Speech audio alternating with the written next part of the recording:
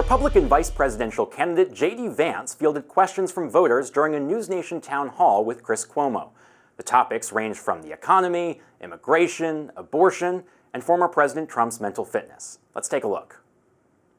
Donald Trump is as healthy as an ox. There is no chance that he's not going to be able to complete a full 4-year term. I think he's going to do it. He's going to do it with a ton of energy. At the same time Vance was on NewsNation, Harris's campaign drew its largest crowd of the election during a star-studded event where Bruce Springsteen, Tyler Perry, and even former President Obama took the stage in Atlanta. Today, the Harris and Trump campaigns head south, making stops in Texas, both with different messages. More on that later, but joining me now is the Hill's national political reporter Julia Manchester for last night's takeaways from the town hall. Julia, it's good to see you. Yeah. Let's start out with that town hall from last night with JD Vance on NewsNation. What stood out to you as the most important thing? You know, I think the most important thing with a lot of these town halls, I mean, you're going to get questions on substance. And, you know, I think in all of these town halls, we saw it with Harris on CNN. We certainly saw it last night. It's a lot of these candidates tend to dodge questions. They're not exactly giving straight answers all of the time. So a lot of this does turn into a bit of a stylistic thing for them. And I think what we saw from JD Vance last night was vice presidential debate JD Vance. From a stylistic perspective, he did very well. He came across as more moderate than he's presented himself in the past, and he was even talking about toning down political rhetoric, talking about how it's not worth losing your friends or your family over politics. And it was quite striking because it's really in stark contrast to what we see from former President Trump and how he talks about politics. He seems much more divisive, and we've certainly seen JD Vance strike a divisive tone, but with the back and forth between Harris and Trump this week, you know, the name calling and such, it was certainly interesting to see Vance play it very safe. Mm-hmm. Now, we did see Vance address some of his past divisive comments about Haitian migrants eating pets last night at the town hall. Let's take a look.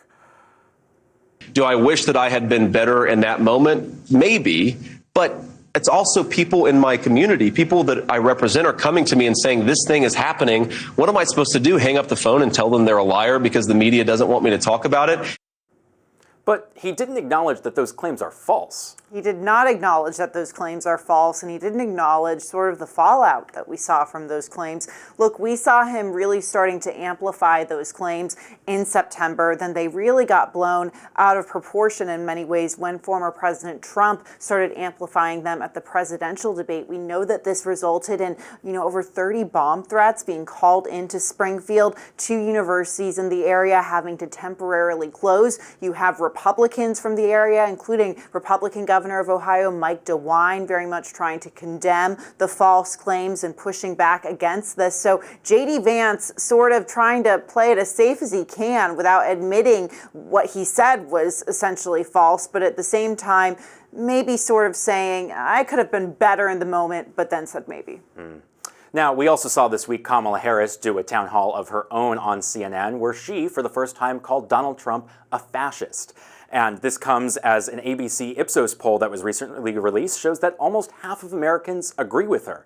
Is this the messaging that you think she can use to win over those undecided voters out there? I'm not sure how this works with undecided voters, but it does work, I think, with the hardcore Democratic coalition she's trying to rile up. You know, we've looked at all of these polls, you know, showing cracks or some semblance of cracks within the Democratic coalition. You know, right now it seems to be young men are a topic of conversation.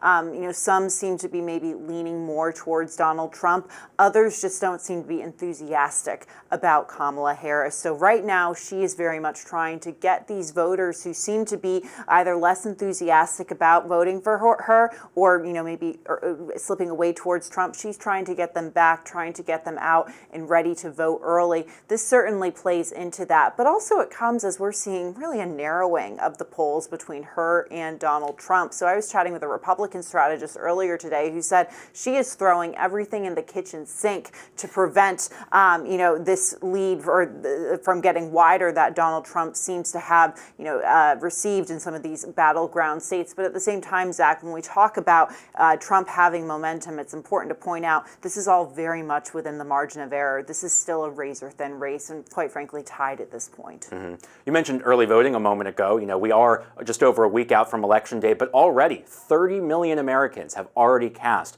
their ballots, including millions of ballots cast in swing states. polling is showing that, this race is coming down to the wire. But at the same time, we're seeing folks like CNN's polling guru Harry Enton suggest that we could have an electoral college blowout. I know Nate Silver has suggested that is a strong possibility. Do you really think that there is a chance here that we could have an electoral college blowout for one of these candidates? I guess it is possible. We know that going back to 2016, there have been a lot of questions about polling. There are questions right now about whether the polling zone, if you will, has been flooded with more Republican and right-leaning polls. So it's, there's a lot of questions as to what will happen. But if you just look at the majority of polls that we've seen, the majority of them are showing a very, very tight race, not only nationally, but within these battleground states. So I think from gathering that, we understand that it's going to be close. But I guess anything really could happen. There could be a big surprise in November, but it seems that most people I talk to at least think it's going to be close, including the campaigns. And polls are also showing that border security and immigration is a top issue on many voters' minds as they head to the polls. And it's been top of mind for former President Trump as well. He was recently in Arizona and had this to say. When Kamala came in, she deliberately dismantled our border and threw open the gates. She threw them open. We're a dumping ground. We're like a garbage can for the world. His messaging here seems to become more and more radical. Is he going to be able to win over moderate voters with this? Well, look, like Kamala Harris is trying to appeal to her base, Donald Trump needs to energize his base. At the same time, though, we do know that immigration is a big concern among even moderate independent swing voters. The question, though, is how is he presenting this? Is he presenting it in a productive light that could win over some of these voters? Going back to Springfield, Ohio, and those comments or those unfounded claims Trump and Vance made earlier this year. A lot of Republicans weren't happy with them doing that. They wished they focused on the policy and the substance surrounding immigration. So this does not seem to be, as big of a deal or big of a story as obviously those unfounded claims, not nearly as much backlash. But still, I think there are a lot of people who like Trump's policies, obviously, but they don't like his rhetoric. They don't like the personality. And that's where they're iffy on whether to vote for him, whether to stay home or vote for Harris. All right, let's talk about what the campaigns are up to today. Let's start with Trump. He today is sitting down with Joe Rogan. This has been, a lot of talk about this interview coming up. But also not the first time that we've seen him go outside of the mainstream media and go and sit down for a podcast appearance. And it also comes as Rogan and Trump have publicly sparred in the past. So what do you think the Trump's campaign goal is here? Who are they trying to appeal to? Look, they're trying to appeal to young men that, Harris still leads with, but shows a softening of support in particularly young white men, young black men, young Latino men. Poll after poll shows that while the majority of them back her, it is softening support. And Donald Trump does not need to win a majority. If he gets a sliver or a substantial number of them, that could help him overall. This election is all about the margins, so he doesn't necessarily have to win, a majority. He can just take various parts of the Democratic coalition and sort of muddle together his own coalition, if you will. But at the same time, when we talk about this trend with young men, and obviously someone like Joe Rogan, they are a major part of his audience. Men in general are a major part of his audience. This trend is not because of Kamala Harris. This actually goes back to 2012. We saw in 2008 Barack Obama was able to win a majority, and Democrats have since won a majority of this group. But it has certainly started to a certain number of these men have started to maybe increasingly move toward Republicans, maybe get less enthusiastic about Democrats. Certain Democrats I talk to, operatives, say a lot of this is because you've seen figures like Donald Trump and even Bernie Sanders on the left embrace populism. A lot of these young men like to hear populist ideas. You will certainly hear that in an podcast like Joe Rogan's. So this sit down between Trump and Joe Rogan's happening in Texas, but he's not the only presidential candidate down in Texas today. The Harris campaign is also in Texas today. Now, this isn't one of these key razor-tight battleground states that we've been talking about this campaign What is bringing out both candidates to Texas today? So for Trump, this is, he's holding a closed-door event. This is something, with hand-picked people invited to attend. This is definitely more of a base event. Obviously, a lot of his, I would imagine, his donor money comes from Texas. He has a lot of support from Texas. He's able to talk about issues that he talks about generally, like the border, for example. Texas, a border state, so important to be there. But for Harris, it's even more notable because Texas, it's been so long since a presidential candidate has, on the Democratic side, stumped in Texas. I think the last time might have been Bill Clinton in the 1990s. So for Harris going to Texas, she's trying to shine a light on abortion and abortion access. We know that Texas has a very restrictive ban on the procedure. It's gotten a lot of attention following the overturning of Roe versus Wade. So she is going there to highlight what she says is Trump's abortion ban, even though we know it's a Texas abortion ban. And more important, well, to some people, more notably even, she has Beyonce coming to headline for her there. Beyonce, obviously a native of Texas. So, she's able to talk about abortion, elevate that as a part of her message. We know that Democrats have been able to successfully campaign on abortion in the past, going back to 2022. So that, coupled with a major superstar like Beyonce opening for her, that gives her a lot of media attention at a time when she really does need a boost in the polls in a narrow race and when Donald Trump does have a certain amount of momentum.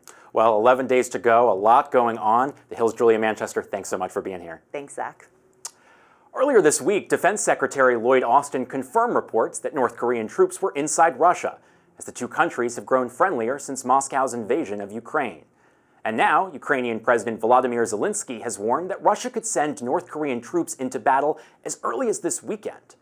NewsNation Washington, D.C. correspondent Joe Khalil has the latest.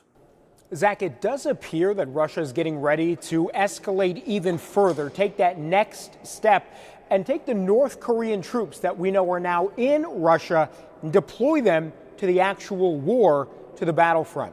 Now, we know that there are some 3,000 North Korean troops that right now are in Russian military training sites.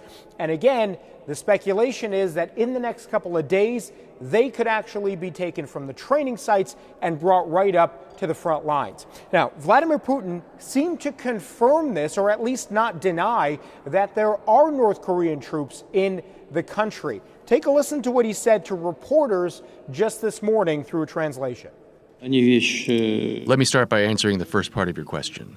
Images are a serious thing. If there are images, then they reflect something. So again, as you heard there, not a denial, and he was acknowledging that there are satellite images that show these North Korean troops there. Some 3,000, according to U.S. intelligence.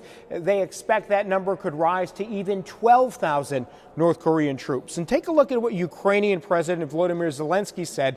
He took to X to say that his own intelligence shows the first North Korean soldiers are expected to be deployed to Russia in combat zones as early as October 27th or 28th. He says this is a clear escalation by Russia.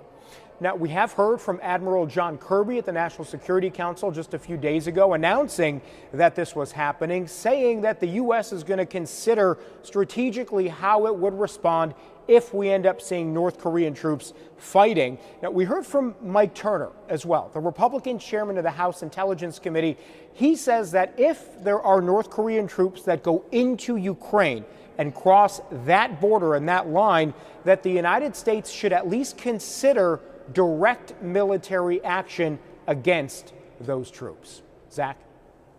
Thank you to NewsNation's Joe Khalil for that report. That's today's Daily Debrief. I'm Zach Schonfeld. Be sure to like, share, and subscribe to the Hill's YouTube channel. And come back here soon for the intersection between politics and policy.